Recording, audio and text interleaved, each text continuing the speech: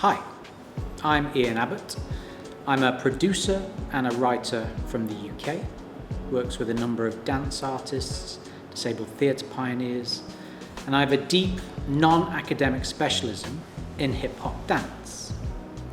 My role in the Flo project has been to deliver the hip-hop dance writing laboratory, which is a 6-day intensive that has the ultimate aim of working with the Flo participants to get them to write a brand new text, which will be part of round 4 of Ink Cypher.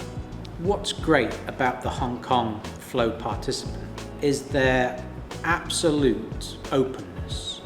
I have really challenged them, They've really accepted, they've gone deep, they've trusted me. That is really rare. We didn't know each other. I've asked them to do some really difficult things because we've created this safe environment, psychologically safe space for them to create that. I think that has enabled them to really kind of look at themselves.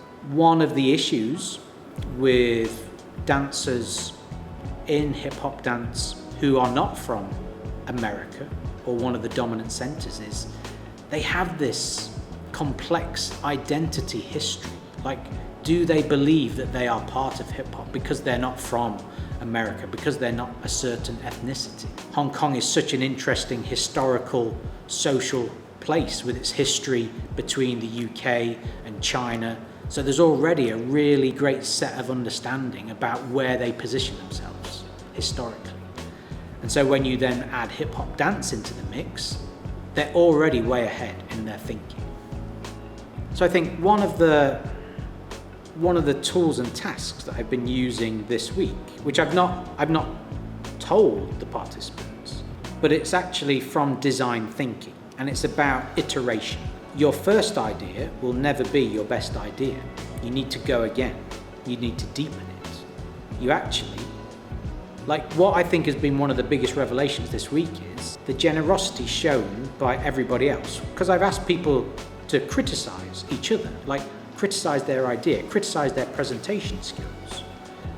But actually, if you do it with love and you do it with criticism, you actually begin to hear those multiple perspectives, how can their suggestions improve my idea?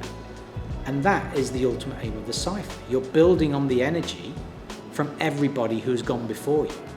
And so in the act of choreographing and stage works, there's been thousands, hundreds of thousands of works that you're standing on the shoulders of. So do not be afraid to ask your peers, your family members, to criticize or add some value to your creation, because those multiple perspectives will only enrich and deepen it.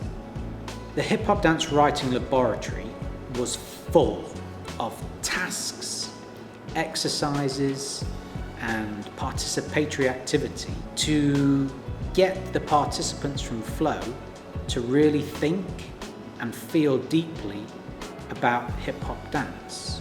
So for example, I use lots of different exercises and tasks that are not from the performing arts or dance at all.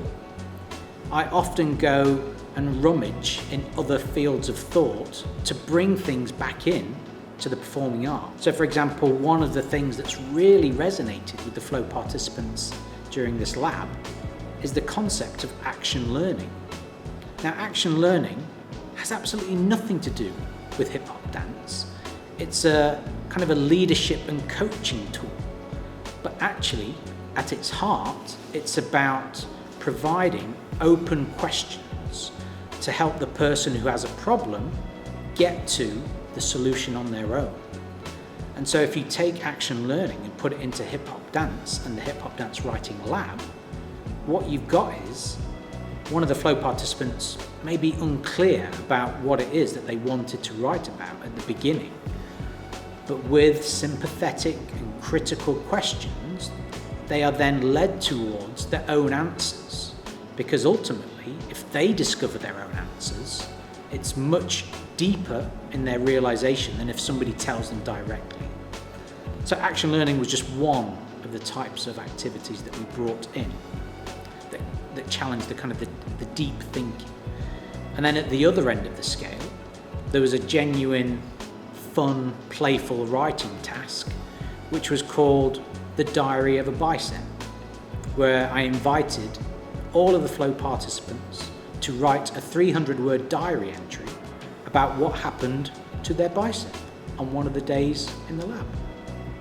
I think one of the best educations you can get is seeing as much dance as possible. So I'm really active in my dance watching, and so every piece that I see informs everything else.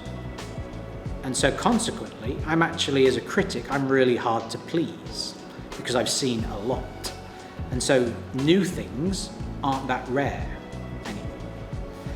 And so the advice would be, you've got to know your history, because what you think is new may have been done 7 times before in 8 different countries, but it's your ignorance that doesn't know that it exists. So that's why history is so important. History in dance, history in choreography.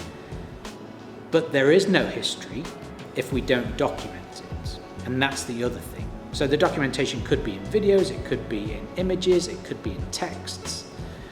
And so expand your reading possibilities. Don't just think about, I want to read about dance. Read about other things that inform dance, inform the choreographic process, because that will make your approach and your creativity different to your peers. It's quite easy to put a set of steps together and put it on stage. There's lots of that in the world. There's lots of that on our phones and in digital media. The thing that will distinguish you all the time is the concept. It's the concept that gets me excited, because technical beat-killing dancers are everywhere. What will distinguish people is what is the idea that is driving it. How would I define a good piece of choreographic work? You should judge a piece of work on whether it meets the intention of the choreographer.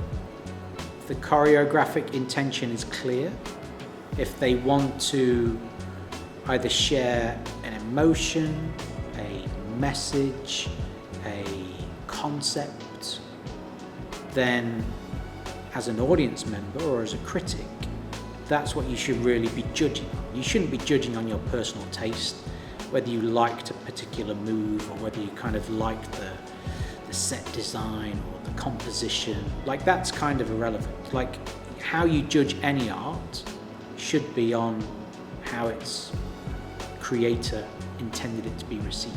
And what I think is important that we're doing here in the lab is we're challenging these Flo artists into articulating what it is that they think. And so if they know what they think and they know their position, then they can make a better and informed choice about the work that they choreograph and create. So there has to be a level of thought and depth to really achieve a successful choreographic work.